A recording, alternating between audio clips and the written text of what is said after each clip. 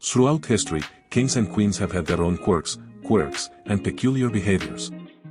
Hello people, welcome to Stories, Curiosities and Mysteries. Today we will see that kings and queens have had their own quirks, extravagances and peculiar behaviors, but before starting, don't forget to subscribe.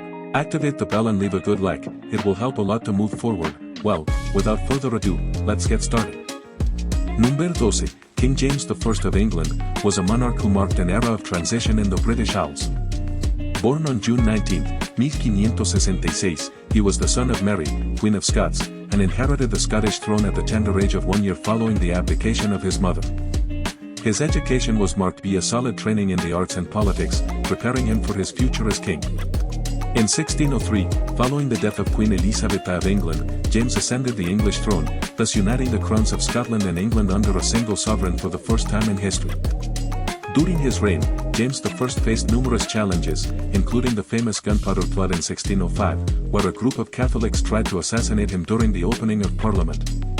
Despite these setbacks, he is recognized for his efforts in promoting peace and unity between Scotland and England, as well as for his contribution to culture with the authorization of a new translation of the Bible in 1611, known today as the English version of King James. His legacy is complex. He was criticized for his handling of the government in his personal life, but he is also remembered as a monarch who sought understanding and cultural progress in a period filled with religious and political tensions. He had a phobia known as acmophobia, the irrational fear of swords and sharp objects. This phobia was so intense that it is said that he did not allow sharp weapons in his presence, which was unusual for a monarch of the time, whose personal safety often depended on the presence of weapons and armed guards. This detail adds a layer of humanity and vulnerability to the character of James I, reminding us that even kings have their own personal struggles and fears. Number 11, Juana I of Castile, known as Juana la Loca, was born in Toledo in 1479 and was the third daughter of the Catholic monarchs. Her life took a turn when she married Archduke Philip the Fair in 1496 and she became heir to the crowns of Castile and Aragon following the death of her older brothers and a nephew of hers. In 1504, after the death of her mother Isabel la Católica, Juana was proclaimed Queen of Castile, and later, in 1516, also of Aragon and Navarre. However, her reign was marked by tragedy and scandal. From 1506 onwards, she did not exercise any effective power and her life changed drastically when she was imprisoned in Tordesillas by order of her father Ferdinand the Catholic and then by her son Charles I. She had an unusual obsession with her husband, Philip of Habsburg. To prevent him from noticing other women, she selected especially ugly court ladies. After Philip's death, Juana accompanied his corpse while she was pregnant and, from time to time, she was allowed to open the coffin to kiss and hug him. Interestingly, her son, the future King Charles I of Spain, was born in an outhouse due to the unusual circumstances. Despite being queen until her death in 1555, Joan never truly ruled, and her story is a mix of power, passion and madness that continues to fascinate the world today. Number 10, Queen Christina of Sweden, a monarch who defied the conventions of her time, was born on December 8, 1626 and was the only legitimate daughter of King Gustav II Adolphus. From her childhood, Christina was prepared to be queen in a world dominated by men, receiving an education that rivaled that of any crown prince. Her reign began in 1632, following the death of her father in battle, and she was officially crowned in 1650. Christina was known for her keen intellect, her interest in the arts and sciences, and her patronage of figures such as the philosopher René Descartes. However, Christina's life was full of controversies and unexpected decisions. In 1654, she surprised Europe by abdicating the throne in favor of her cousin Charles X Gustav. Her abdication was prompted by her desire to convert to Catholicism, a shocking decision in predominantly Lutheran Sweden. After renouncing the throne, Christina moved to Rome, where she lived the rest of her life as a patron of the arts and cultural figure. Her legacy is one of individuality and determination, leaving an indelible mark on history as a woman who followed her own path in a time of social rigidity and gender expectations. She had such an intense aversion to fleas that she even built a small cannon, approximately 15 centimeters, to shoot them every time she saw them. This peculiar detail highlights the Queen's eccentricity and her willingness to employ unusual means to deal with everyday problems. This cannon is a testament to her unique character and is still preserved in the Stockholm Arsenal, serving as a curious piece of history and a reminder of Christina's personal extravagances. Number 9, Pepi II, was one of the oldest and most fascinating pharaohs of ancient Egypt, whose reign spanned nearly 90 years, from approximately 2278 BC. Until 2184 BC he ascended the throne when he was just a child, allowing her to rule for the impressive duration of his life. During his reign, Egypt enjoyed a period of stability and prosperity, marked by commercial and military expeditions that expanded Egyptian influence. Pepi II continued the pyramid-building practices of his predecessors and left his mark on history with his funerary complex at Saqqara. However, the long reign of Pepi II also saw the beginning of the decline of the Old Kingdom. Historical sources suggest that his rule became increasingly decentralized over time, eventually leading to a decline in central power and royal authority. Despite this, Pepi II is remembered for his remarkable longevity in power and for being a prominent figure in Egyptian history. His legacy is a testament to the enduring power and complexity of the ancient Egyptian civilization. It is said that Pepi II used a peculiar tactic to keep flies away from him. He ordered that some slaves be covered in honey to attract the flies and keep them away from his person. This unusual method reflects the extravagant and sometimes ruthless practices of royalty in ancient Egypt. This detail adds an intriguing dimension to Pepi II's profile, revealing not only his ingenuity in solving everyday problems, but also the social hierarchy and value of human life in his reign. Number 8, Philip V of Spain, the first Bourbon king of Spain, ascended the throne in 1700 after the heirless death of Charles II, marking the beginning of a new dynasty. Born in France and grandson of Louis XIV, his arrival to power meant a change in European alliances and triggered the War of the Spanish Succession. During his reign, Philip V implemented reforms inspired by the French model to modernize and centralize the Spanish administration. His rule also saw the development of policies that fostered the Spanish economy and navy, seeking to restore Spain's influence in Europe and its colonies.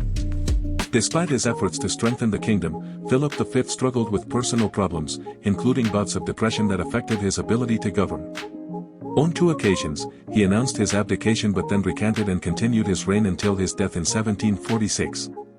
His legacy is mixed. On the one hand, he is recognized for his administrative reforms, and on the other, his reign was marked by internal and external conflicts that tested the stability of Spain.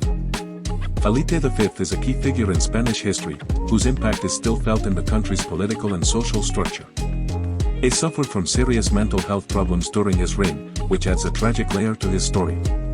His delusions included the belief that the sun attacked him while he was riding a horse and that death was constantly pursuing him. His fear of worsening his illness was so intense that he refused to cut his hair and nails.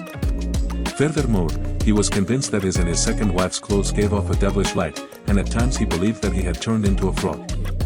Number 7, Sesostris, is a name that has been associated with several pharaohs of the 12th dynasty of Egypt, particularly Senusret I, II and III. These pharaohs are known for their military might, their construction campaigns, and their role in consolidating the Middle Kingdom of Egypt.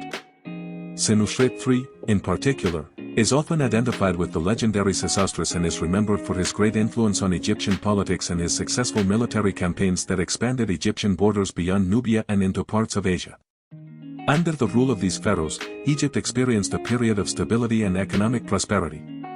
Extensive construction works were carried out, including temples, fortresses and monuments that still impress today with their magnificence. The figure of Sesostris has grown larger over time, becoming a symbol of the power and greatness of ancient Egypt.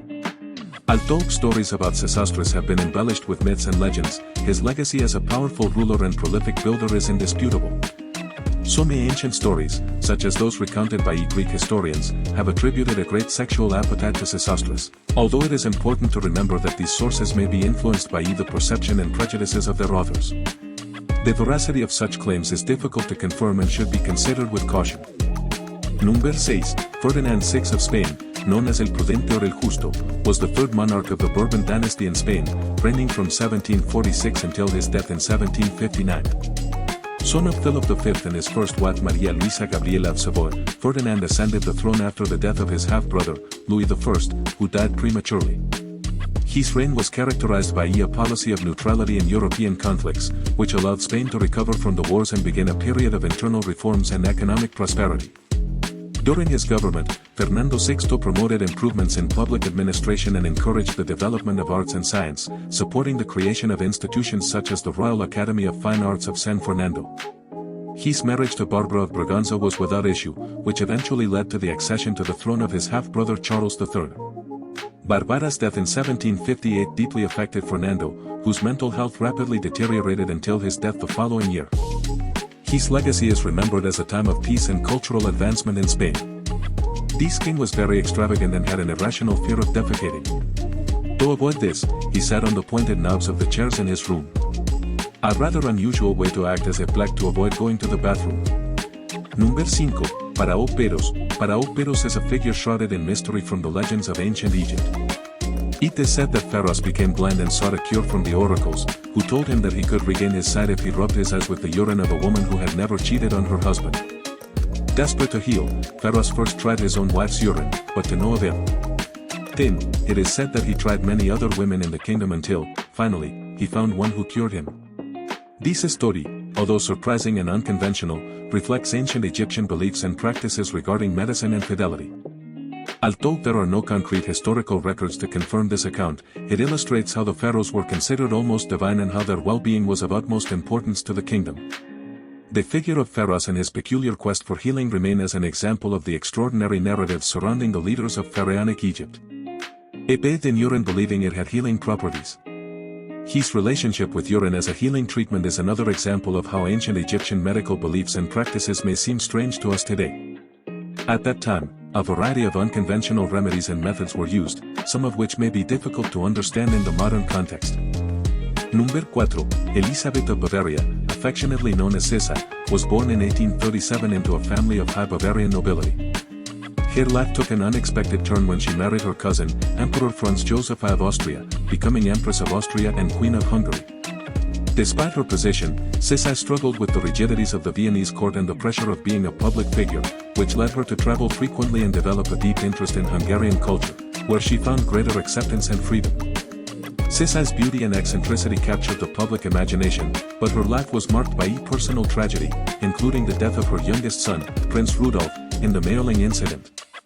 Despite her personal challenges, she became a symbol of female resistance and is remembered for her rebellion against social conventions and her passion for life.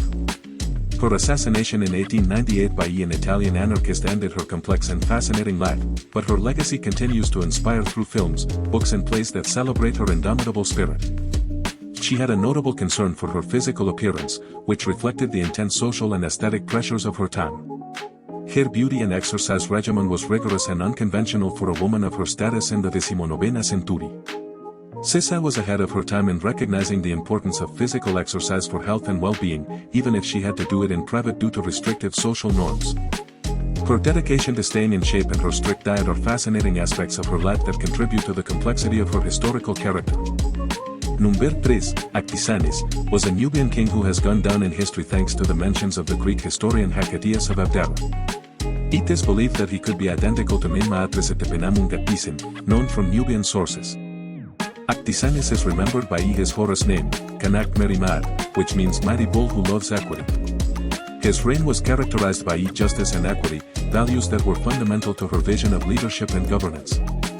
According to legends, Actisanes conquered Egypt and founded the city of Rano Kalura on the borders of Egypt and Syria. His legacy as a conqueror and founder of cities has left an indelible mark on the history of ancient Nubia and Egypt.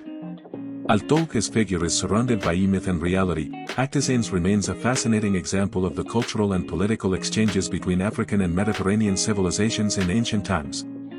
The story of Actisanes and the founding of a city for criminals is a narrative that highlights his unique approach to justice and punishment. According to legend, Actisanes created a colony for thieves with the intention that, by living together, they would experience the theft of their own property and understand the impact of their crimes. These measures sought to be a form of rehabilitation through direct experience of the harm they caused to others. Number 2, Louis, and his reign is one of the longest in European history. During his rule, France experienced a period of relative peace and economic stability, but also faced significant challenges, including military conflicts such as the War of the Austrian Succession and the 7 Years' War. Despite his initial nickname, Louis XI's popularity waned over time due to his extravagant lifestyle and his numerous mistresses, including Madame de Pompadour and Madame du Barry. His reign saw the growth of public discontent and criticism of the monarchy that would eventually lead to the French Revolution. Louis XV is remembered for his contribution to the development of French art and culture, as well as his inability to implement significant reforms that could have prevented the fall of the French monarchy. This king had a phobia of the numbers 14 and 15. He avoided using them whenever he could and, instead, used numbers like 13 bis or 16-1. It is believed that this superstition was related to his fear of death. Number 1. King Louis, Middle Ages to the Renaissance in France. Louis XI is known for strengthening the monarch's central power at the expense of the feudal nobility, using diplomatic tactics and espionage to keep his rivals at bay and expand French territory. His use of diplomacy over war earned him both admiration and disdain, but he was effective in consolidating royal power and laying the foundation for a more unified French state. Despite his reputation for being ruthless and scheming, Louis XI was also a patron of the arts and sciences, fostering cultural development in his kingdom. His legacy is complex. On the one hand, he is remembered for his authoritarian rule and his conflicts with the nobility, and on the other, for his strategic vision that helped modernize France. The effectiveness of his policies is reflected in the relative stability that France enjoyed after his reign, setting the stage for future advances under his successors. Louis's paranoia is a well-documented aspect of his personality and reign. He was known for his paranoia and often carried an iron cage with him, which he used as personal protection. And these are just some kings and queens have had their own quirks and peculiar behaviors. These anecdotes show us that, even in royalty, quirks and eccentricities were not uncommon. Don't forget to subscribe and leave a like. Until next time.